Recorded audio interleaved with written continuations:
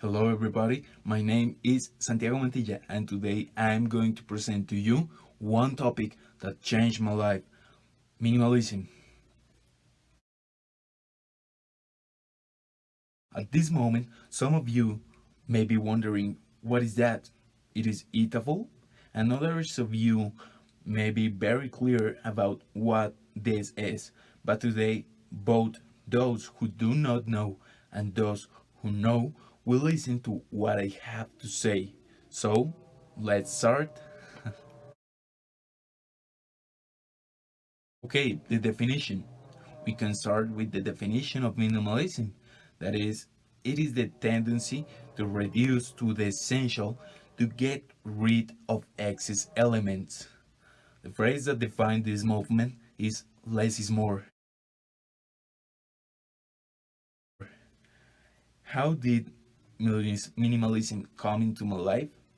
My older brother always insist that we need to sell or throw away a lot of things that are not essential for us.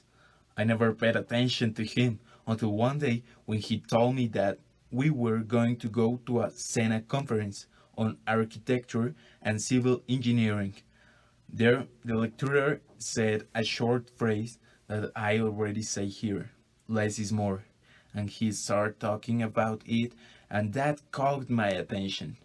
In the moment when we left the conference room, that simple phrase stuck in my brain like chewing gum sticks to pavement.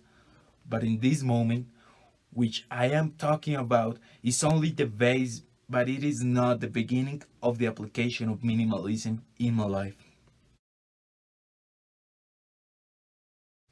Okay, when did I start applying it in my life?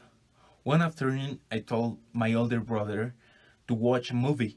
He accepted. So I started to search for a movie that was on the age limit and that would be interesting for both of us.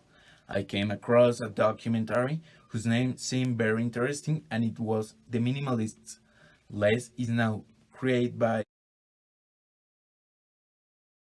Joshua Fields and Ryan Nicodemus.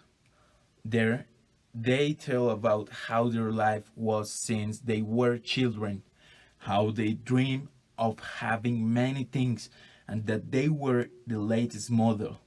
But that was not what made them happy.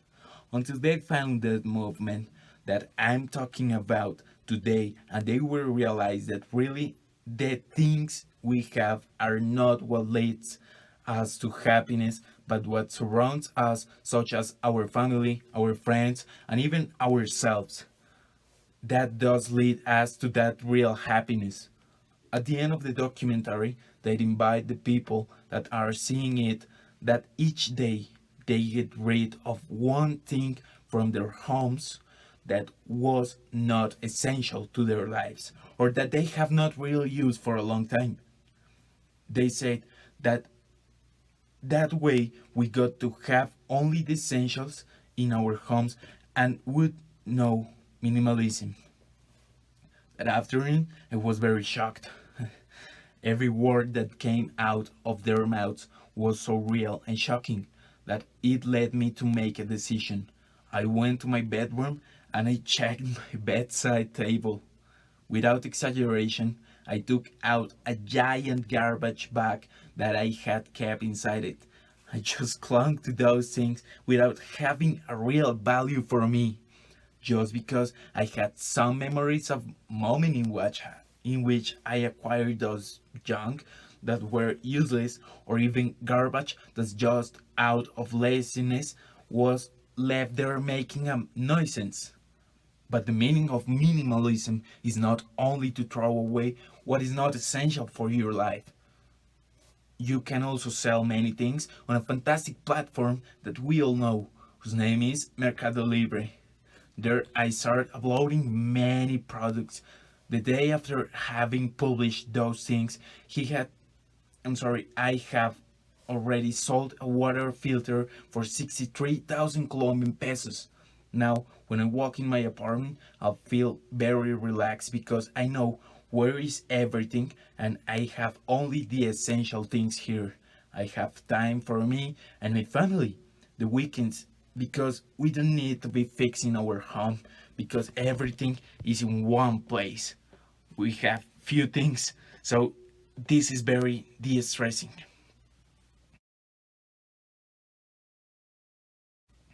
Okay, reflection. Consumerism is talking over humans.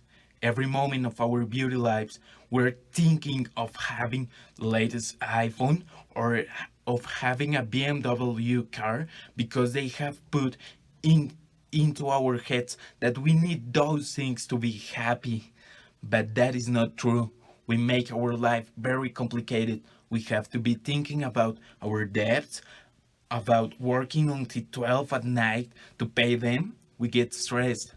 We should not owe anything to anyone, not be tied up, nor that anyone comes to knock on our doors because we did not have enough to pay them. Being free is not about living crazy every day. It is simply always having a choice. We will not cling to our things for the memories they carry because your memories are not there. They are in your mind and in your heart. If you buy a lot of things because you want others to see you as a rich man, remember the following phrase by Jackie French Kohler.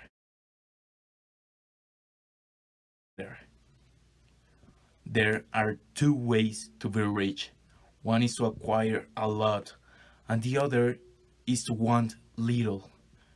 You can spend all your fortune on things, but you can also have a whole fortune without being bragging about the latest in fashion. Be yourself and think if you really have the money to acquire a lot. If you have it, very well. You will enslave with those things you buy. But if you don't have the money, you will not only enslave yourself with that, but also the debts will eat you alive. Better put that dream aside if you have it. Better invest time in yourself, in your loved ones. Better work for yourself and not for the world. I recommend that you start to check if you really have the essentials or if you have a house full of useless things and zero essentials. Make a decision about what the course of your life will be.